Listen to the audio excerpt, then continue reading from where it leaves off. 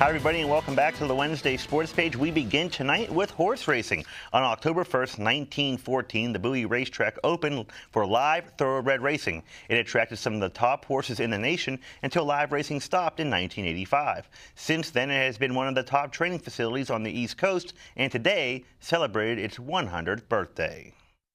The track was at one time the capital of winter racing in Maryland, really along the East Coast, because back in the early days of racing here, tracks in New York and Pennsylvania would shut down during the winter, and the horses and owners and trainers would come down. A lot of them would take the train on race day to watch the races and come down and bet the races, and there was no other racing at that time. It's amazing that it's been here this long. It's kind of sad to see where the state that we're in right now.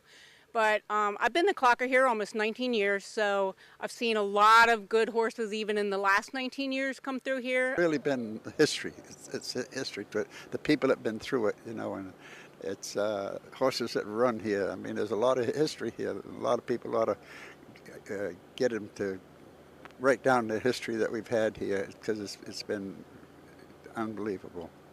What was it actually like here when they ran races? It was fantastic. We always had large crowds. Winter racing this is the only place that really had the winter racing, and we missed very few days.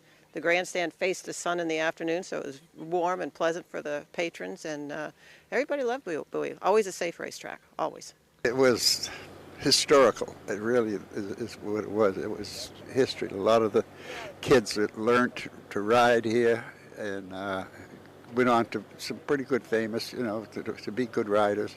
They always had a number of marquee races here, the John Campbell, the Governor's Cup, the Prince George's for 3-year-olds. You had the Barbara Fritchie for fillies and mares.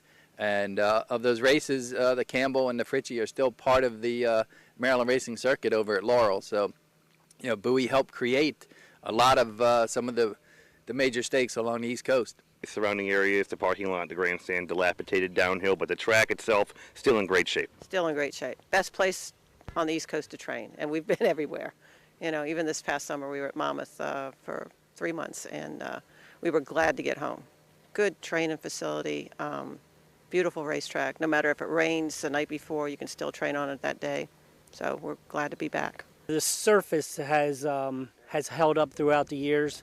I had a filly that trained here for several years that went on to make $1 million. Her name's Silmaril. Lexi Starr trained here, 5 steps. So I've had great success with this training facility.